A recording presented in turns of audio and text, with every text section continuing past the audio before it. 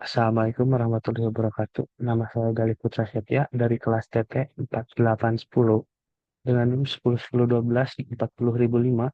Di sini saya akan mempresentasikan tugas besar agama Islam yang berjudul Salatnya baik, maka perilakunya baik, maka perilakunya pun baik.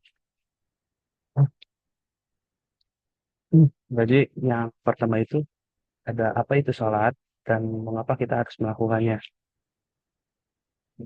Jadi yang pertama itu ada salat merupakan salah satu ibadah utama dan wajib gitu bagi umat Islam. Jadi hukumnya wajib untuk salat itu. Jadi mengapa kita harus salat? Karena salat itu merupakan tiang agama dalam Islam dan salat itu akan ditanya pertama kali pada saat kita dihisab nanti. Terus yang terakhir itu salat juga bisa mencegah kita dari perbuatan keji dan munkar. Nah, di sini ada kan surat An-Nisa ayat 103 yang berbunyi A'udzubillahi minasyaitonirrajim Bismillahirrahmanirrahim Wa idza qadla itumus sholata fadhkurullaha qiyaman wa qu'udaw wa ala junubikum wa idza tanantum fa aqimus sholah innas sholata kana ala mu'minina kitaban mawquta yang artinya itu apabila kamu telah menyelesaikan salatmu, ingatlah Allah di waktu berdiri, di waktu duduk, dan di waktu berbaring. Kemudian apabila kamu telah merasa aman, maka dirikanlah salat itu sebagaimana bisa. Sesungguhnya salat itu adalah kewajiban yang ditentukan waktunya atas orang-orang yang beriman. Di sini ada hadis yang berbunyi, salat adalah tiang agama, barang siapa yang menegakkannya, maka ia telah menegakkan agama.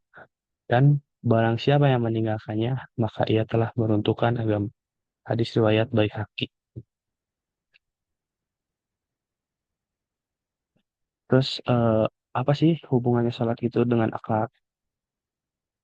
Nah, hubungan salat dengan akhlak itu adalah salat sebagai benteng diri. Jadi maksudnya itu adalah salat mengingatkan manusia untuk selalu bertakwa kepada Allah yang dapat menghindarkan dari perbuatan buruk. Nah, jadi dengan kita salat itu kita itu kayak mempunyai pertahanan diri gitu, ada benteng diri, kayak apa ya, tahu batasan gitu. Terus yang kedua adalah tertarikan dengan perilaku. Jadi sholat yang dilakukan dengan penuh keikhlasan akan mengarahkan seseorang untuk berperilaku lebih baik karena sadar selalu diawasi oleh Allah. Jadi kita tuh selalu diawasi oleh Allah gitu. Eh, karena ya sadar gitu selalu diawasi oleh Allah. Terus yang terakhir ada efek sholat yang khusyuk. Jadi sholat khusus itu, ya, yang khusyuk itu ada efeknya. Salah satunya adalah melatih konsentrasi, ketenangan hati, dan kesabaran yang penting dalam interaksi sosial. Gitu. Nah, di sini ada Quran Surat Al-Ankabut ayat 45 yang berbunyi, A'udzu billahi minasyaitonir rajim. Bismillahirrahmanirrahim. Utlu ma uhiya ilaika minal kitabi wa aqimis sholaha.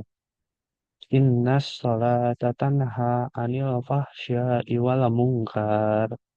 Wala zikrullahi akbar. Wallahu ya'lamu ma tasna'un.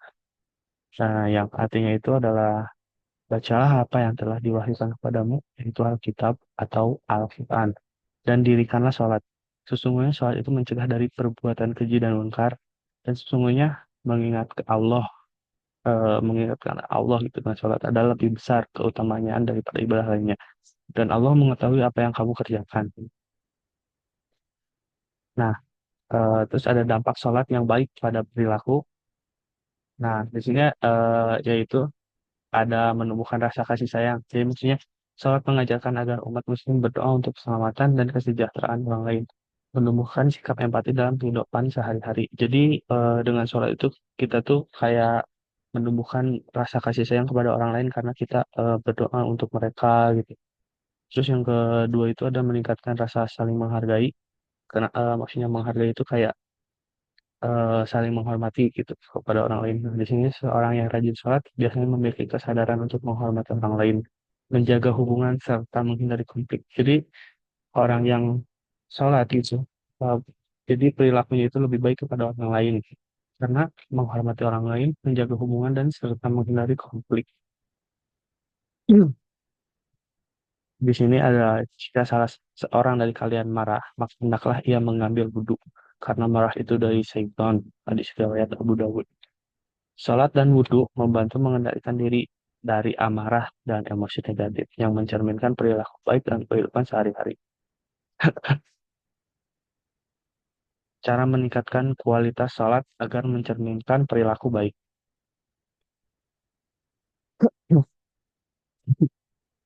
Nah, eh, jadi ada banyak sih sebenarnya ada banyak cara untuk meningkatkan kualitas salat agar mencerminkan perilaku baik.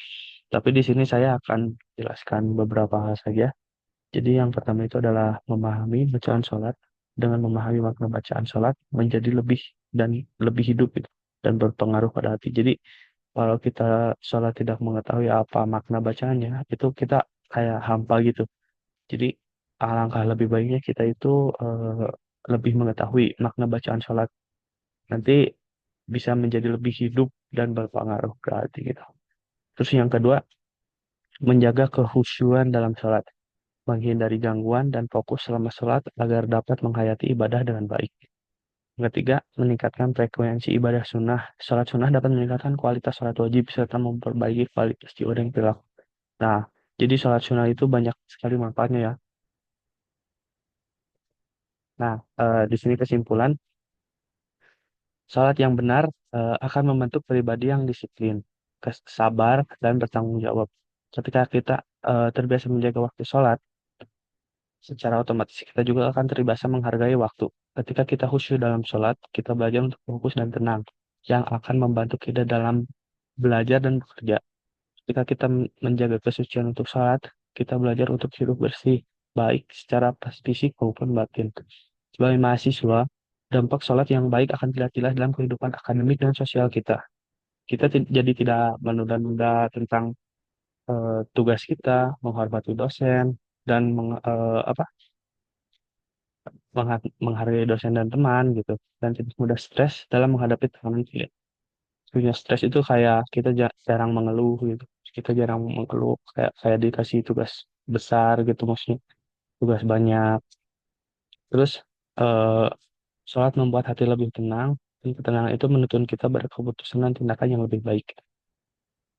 Rasulullah Shallallahu Alaihi Wasallam pun pernah berkata kepada Bilal, wahai izin beliau, istirahatkanlah kami dengan sholat wahai Bilal.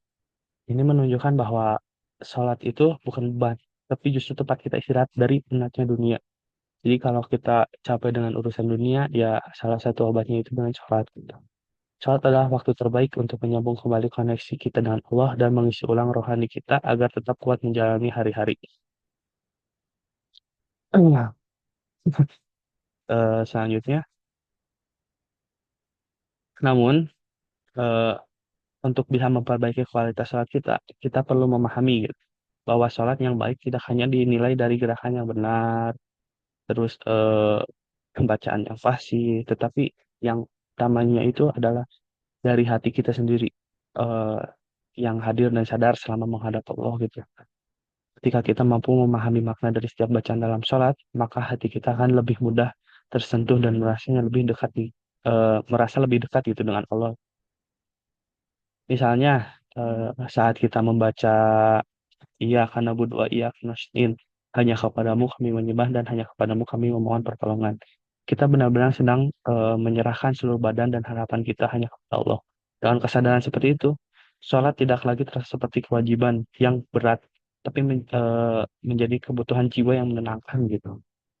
Jadi, mari kita renungkan betapa banyak orang yang tidak rajin sholat, tetapi masih suka berbuat curang, menyakiti orang lain, atau tidak jujur.